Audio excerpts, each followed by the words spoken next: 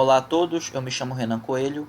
Nós estamos numa série de vídeos sobre noções de cartografia e a temática que eu iniciei um vídeo antes é sobre sistemas de coordenadas. Então essa é a segunda parte sobre sistemas de coordenadas. Eu já apresentei a conceituação e agora vamos falar sobre paralelos e meridianos. Os paralelos, eles são linhas imaginárias na horizontal, ou seja, linhas deitadas, certo? E nós vemos aqui na figura da esquerda. As linhas elas estão curvas porque estão obedecendo a curvatura da Terra, certo? Mas elas, matematicamente, elas são na horizontal igual a linha do Equador, certo? Então, qualquer distância que a gente percorra, subindo ou descendo, nós teremos uma linha imaginária cortando qualquer lugar do planeta Terra. Não são somente essas linhas aqui representadas no desenho. São praticamente infinitas, já que a poucos metros que a gente anda, qualquer metro que a gente anda, a gente já poderia dizer que nós estamos num novo paralelo. Tá? Isso vai ajudar o entendimento mais na frente de latitudes e longitudes, já que as latitudes e longitudes são as distâncias até os paralelos e meridianos. Então, qualquer distância que você ande, quando você vai tirar essa coordenada é a distância de um determinado paralelo ou meridiano principal até esses outros paralelos ou meridianos imaginários. Agora, os principais que nós temos paralelos é a linha do Equador, que divide a Terra em eixo norte e sul, o Trópico de Câncer, o Trópico de Capricórnio, o Círculo Polar Ártico aqui embaixo e o Círculo Polar Antártico aqui em cima. Círculo Polar Ártico. Já os meridianos, elas são linhas verticais em pé, imaginárias, e seguem também o mesmo princípio. São quase que infinitas linhas. Qualquer lugar do globo que você ande, você pode traçar uma linha imaginária na vertical, e essa linha imaginária vai servir para também delimitar coordenada do local onde você está. Só que nós temos dois principais meridianos. O primeiro deles é o meridiano de Greenwich, que ele passa aqui pela Europa, Londres, se eu não me engano, tá? Bem aqui, por exemplo, na Europa, e divide a Terra em oeste e leste. Leste à direita, oeste à esquerda. O leste também chamado de hemisfério oriental e o oeste chamado de hemisfério ocidental, tá? E o segundo meridiano importante é a volta que o meridiano de Greenwich dá na parte de trás do globo, certo? Na parte oposta a essa parte que nós chamamos aqui da frente. E ele é chamado de antimeridiano de Greenwich. Tudo bem? E qual que é a questão do antimeridiano, que é o meridiano que passa na parte oposta? É que a gente consegue perceber ele quando a gente olha para um globo. Então, se a gente virasse esse globo, como eu vou mostrar agora aqui no Google Terra, eu vou só habilitar aqui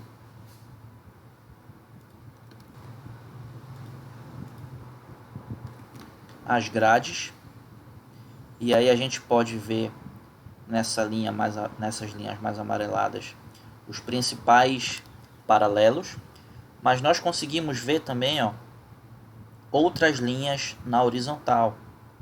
Esses também são paralelos imaginários, só que não são só esses, porque se a gente der um zoom, por exemplo, nesse quadrado, logo abaixo do Equador, onde está a mão, à medida que a gente for dando um zoom, repare que ele se divide e aparece outro paralelo.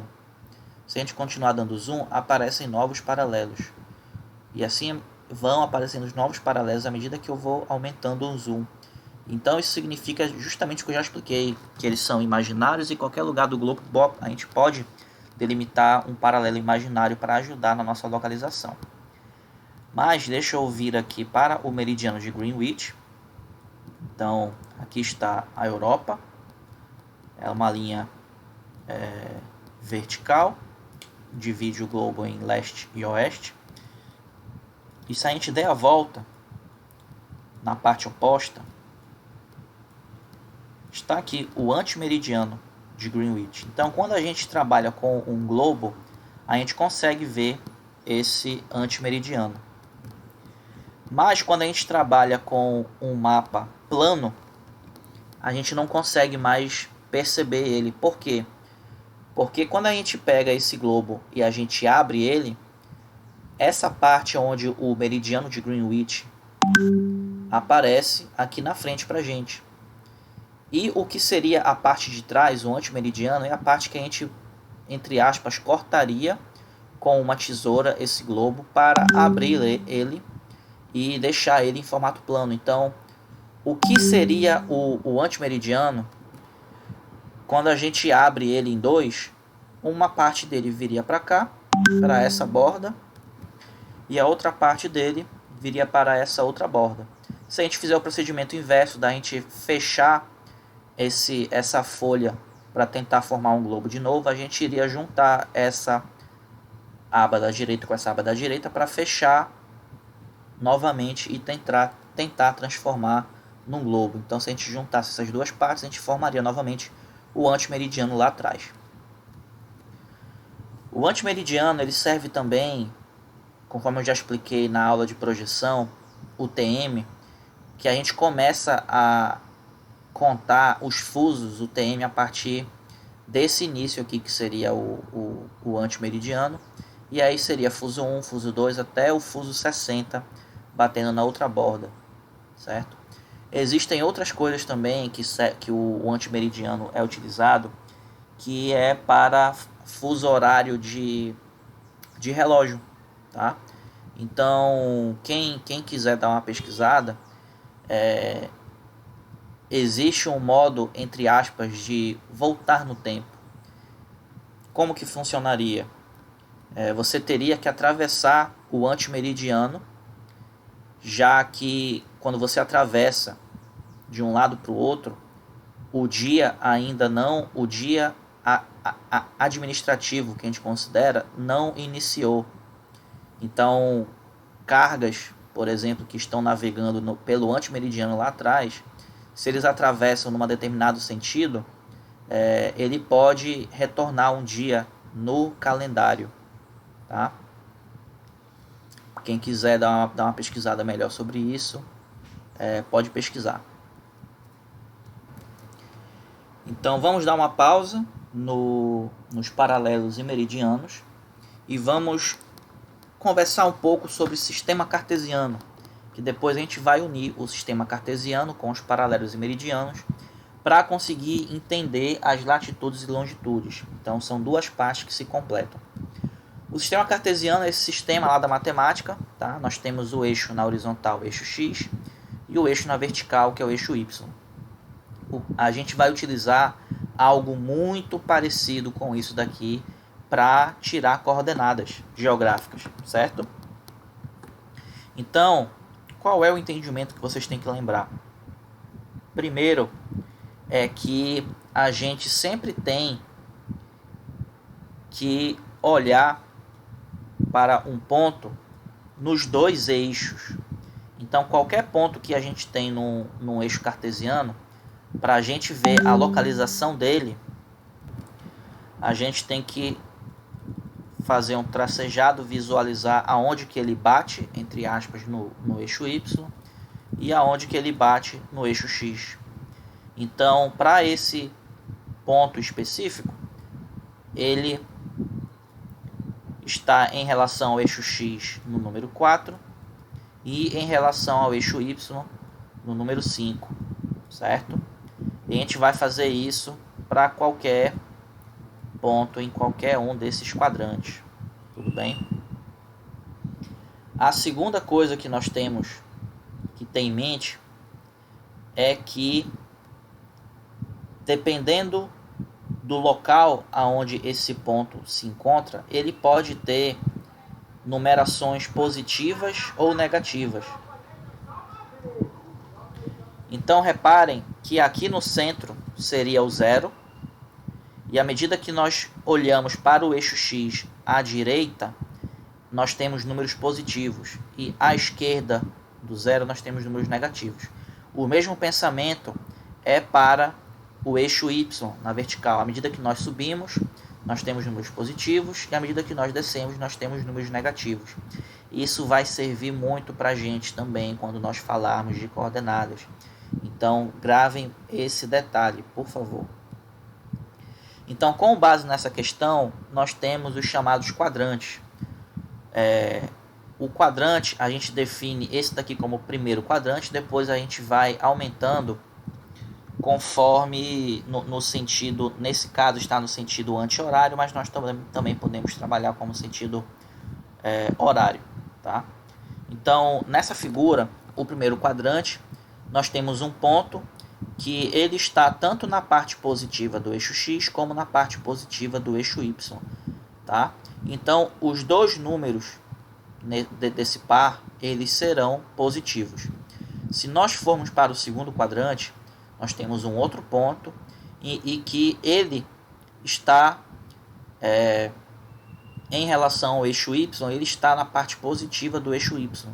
Só que quando nós olhamos para o eixo X, ele está à esquerda do zero no eixo X. Então ele tem uma das numerações negativas. Então ele tem uma coordenada negativa e a outra positiva. Se nós olharmos para o terceiro quadrante, nós teríamos um ponto que tanto no eixo X como no eixo Y, ambos estão na parte negativa. A parte à esquerda do zero no eixo X e a parte abaixo do zero no eixo Y. Então, os dois números desse par de coordenadas são negativos. E já no quarto quadrante, nós temos em relação ao eixo X a parte positiva à direita do zero, mas em relação ao eixo Y está na parte negativa, abaixo de zero. Nós podemos e vamos utilizar isso, algo similar, para o planeta Terra. Então, quando a gente olha para o planeta Terra, nesse formato plano, mas também serve para o formato geoidal, nós devemos saber também os quadrantes que se aplicariam do eixo cartesiano aqui no planeta Terra. Então nós temos a linha do Equador, seria o eixo X na horizontal, e nós temos o meridiano de Greenwich mais ou menos por aqui, e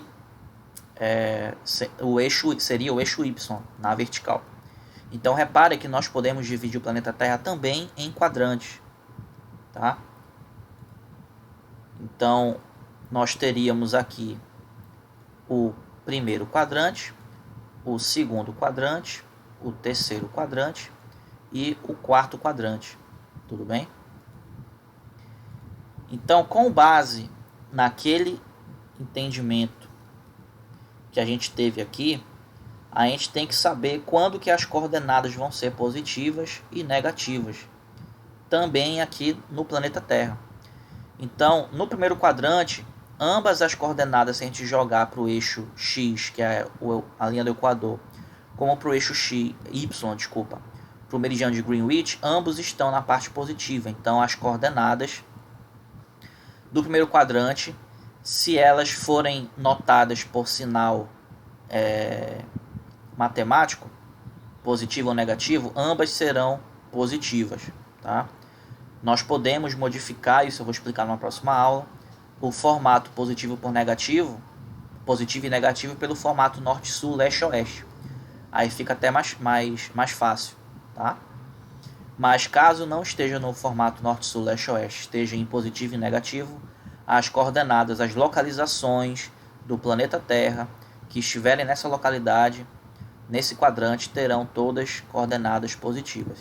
Se a gente vier para o segundo quadrante, as coordenadas do eixo y serão positivas, mas as coordenadas do eixo x serão negativas. Se a gente for para o quadrante 3, ambas as coordenadas do par de coordenadas serão negativas, e o quadrante 4 terá coordenadas no eixo x positiva, mais coordenada no eixo y negativa. O que isso serve para ajudar a gente? Se a gente estiver fazendo um trabalho no Brasil, reparem que a maior parte do Brasil se encontra no terceiro quadrante. Então você tem que saber, basicamente, se o seu local de trabalho ele está acima ou abaixo da linha do Equador, tá? Já que esse é o único eixo que corta o Brasil. Nós não temos nenhum risco de termos uma parte do Brasil no eixo leste, tá? Todo o Brasil se encontra na parte oeste, na parte à esquerda. O que pode acontecer é uma partezinha pequena está ao norte e a grande maioria está ao sul da linha do Equador.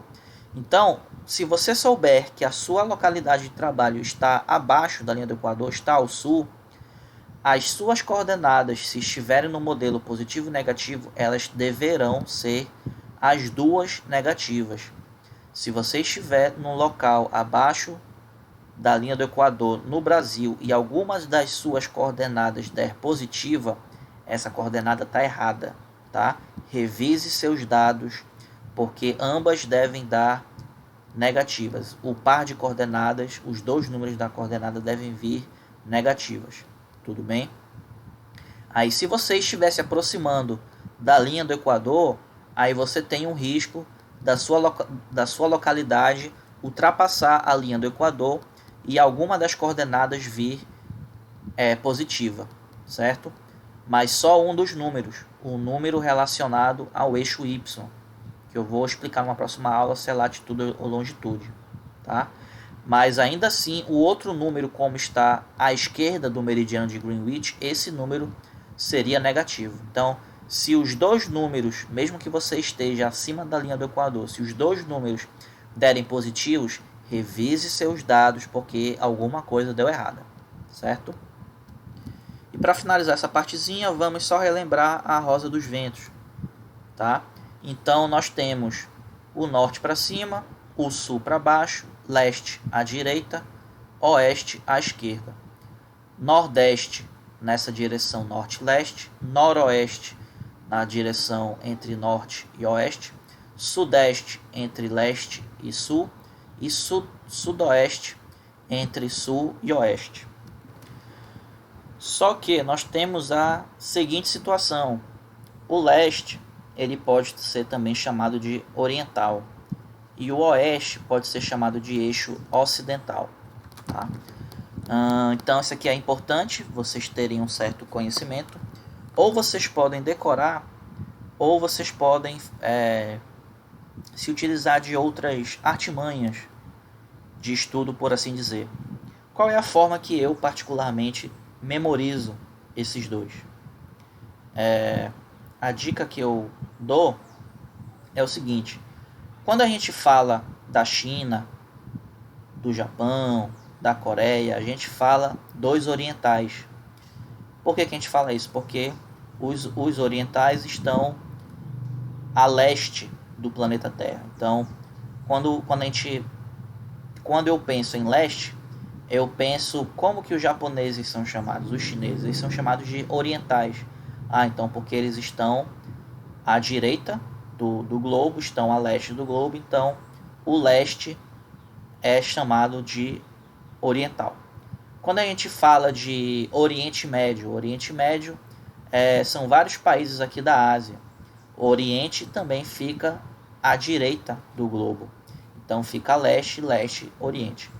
Quando a gente pensa lá na Guerra Fria, em que a Europa ela foi dividida em Europa Ocidental e Europa Oriental, depois que a União Soviética se desfez. Então, a Europa Oriental é a Europa à direita. É a Europa que ficou é a Europa mais próxima da Rússia, que a Rússia tinha controle durante a União Soviética, tá? Então, essa Europa é a Europa, fica à direita, fica a leste, então ela é chamada de Europa Oriental. E a outra Europa é a ocidental. Então, eu, particularmente, sempre memorizo leste associado a oriental. É uma outra dica que eu dou. Quando vocês estão memorizando só duas coisas, a relação entre duas coisas, nesse caso, o leste ele é oriental ou é ocidental? O oeste ele é ocidental ou é oriental? Como são duas relações só, memorize só uma delas, tá? Você pode até não levar em consideração a dica que eu dei aqui, mas se você memorizar só um deles, por exemplo, eu vou memorizar que o L é oriental. Então, toda vez que você vê a palavra ocidente, ocidental, você vai pensar o seguinte: o ocidente é o oriente, que eu memorizei que é o leste? Não, não é. Então, só resta o oeste. Não sei se deu para entender, tá? Então, se fosse o contrário, eu memorizei o ocidente como sendo oeste. Então, toda vez que eu ver a palavra ocidente, ocidental, eu vou pensar: esse ocidente é o ocidental que eu me relacionei com o oeste? Sim, é. Então, o ocidental tem relação com o oeste. Se eu pensar, se eu ver a palavra oriental, oriente, etc., Oriente Médio, Europa Oriental ou alguma outra coisa nesse sentido, eu vou parar e pensar: eu memorizei ocidental com oeste. Oriental é oeste? Não, não é. Porque eu já sei, eu já memorizei que oeste é ocidental. Então, se o oriental não é oeste, então só sobra o leste. Tudo bem? Então, fica aí duas dicas para vocês memorizarem essa relação leste e oriental, e oeste e ocidental. Então, para fazer um breve resumo da aula de hoje, a gente começou apresentando os paralelos e meridianos. Os paralelos são as linhas imaginárias na horizontal, a principal delas é a linha do Equador, e os meridianos são linhas imaginárias na vertical, em pé. E nós temos dois principais: o meridiano de Greenwich, que corta aqui na frente, por assim dizer, cortando a Europa e a África, e o que seria a parte de trás do globo, na parte oposta, nós temos o antimeridiano de Greenwich.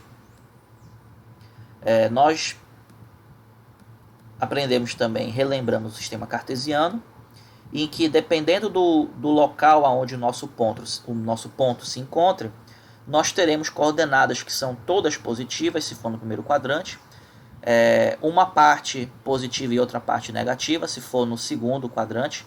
No quarto quadrante também nós temos uma parte positiva e outra parte negativa, só muda o eixo em que a gente está olhando, tá?